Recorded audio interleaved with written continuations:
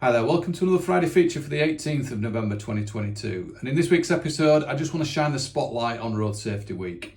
It is occurring here in the UK from Monday the 14th through until the 20th.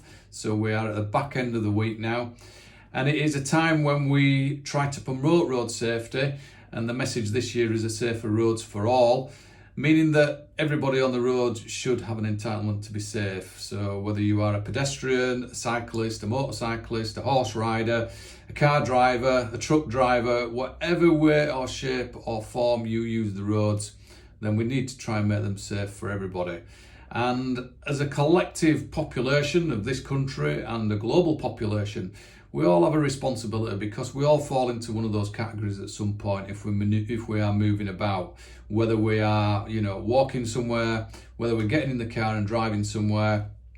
We all fall into the category of being a road user at some point.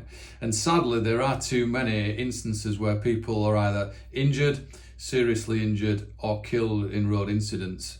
And the impact that those serious instances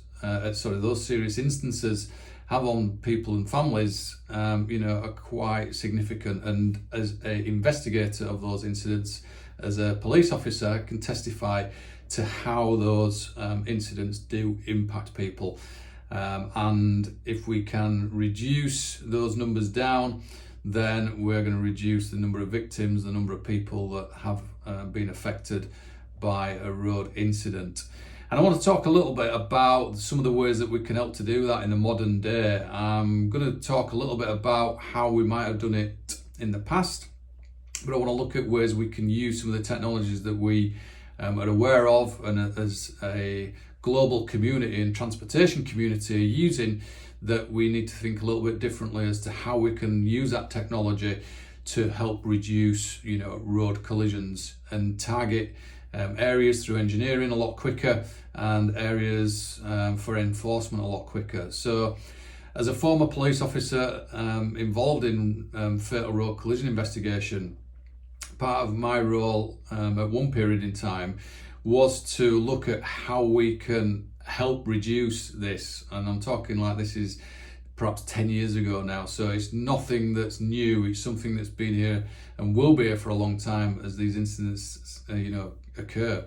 So for those people that might not be aware, when the police attend a road traffic incident and it is a collision, then they are duty bound to complete what we call a Stats 19 form.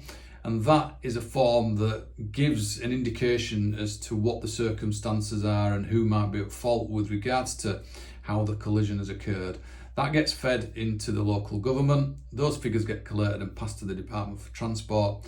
And then we get a bit of a statistical review as to how collisions are occurring.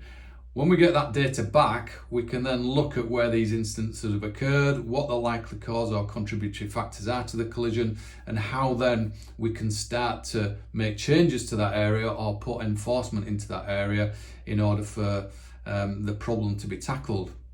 Now, somebody that's looked into this and has done that role in the past, it is quite difficult because you are acting reactively to figures that do take some time to filter through and get processed.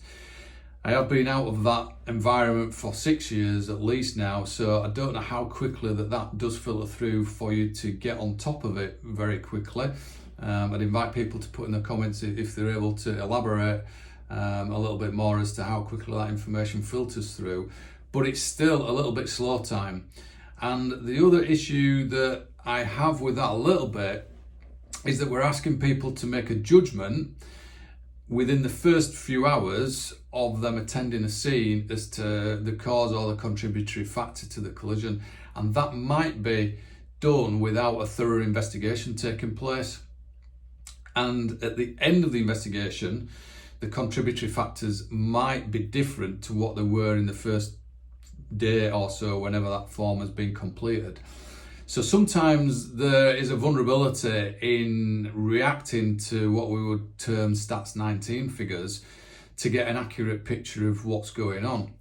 And I think we need to be a little bit careful, and interpreting those figures correctly probably needs to have a little bit of give and take on them. What I would like to see is certainly with fatal collision investigations, is for, at the end of the investigation, once a case has been through either the criminal court or a coroner's inquest, for those Stats 19 forms to be looked at as to what an initial assessment was given versus what the officers in charge of the investigation now know following a full investigation. If they are the same as what they were given at the outset of an investigation, then fine, no problem. But I think it should be subject to review, because what somebody perceives to be the reasons for a collision within the first day or so of it occurring, certainly a serious one, as to what it actually is at the end, bear in mind we might not have even spoken to any witnesses or looked at CCTV at this point, we're just asking an officer to make a judgment, could be markedly different. And if we don't address that, then when we're trying to tackle it, we're trying to tackle it perhaps on not accurate information from the outset. The other thing that we can do is use technology a lot more, and I'm not going to talk about the whole raft of different things that we can use with regards to ANPR. I'm just going to talk a little bit about connected car data, because I have spoken about this before, as to how this can help and accelerate the data analysis side of things, in the sense that we already know that connected car data, certainly here in the UK, is presenting us with an opportunity to see more or less instantaneously live data of late braking events, for an example, on a connected car at a given location. And once certain thresholds have been met, then that gets flagged up.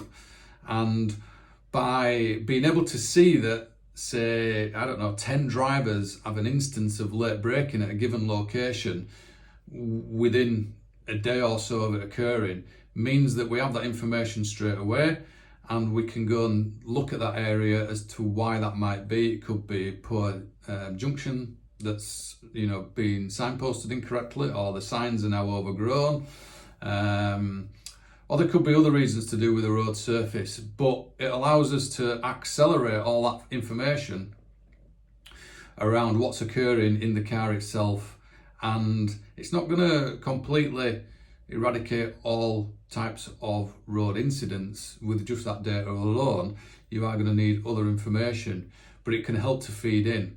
The other thing that does, versus the other method of waiting for statistics to filter through, is it's identifying near misses, and we're being more proactive, getting on top of incidents that might become a fatality but haven't yet, and they're able to nip them in the bud, rather than waiting for fatalities to occur to then look at the figures and then decide where to put the resources. So there is a lot of things that can be done with technology, and I'm just giving one example from the car itself, because it's something that we specialise in, as to how it can help reduce that.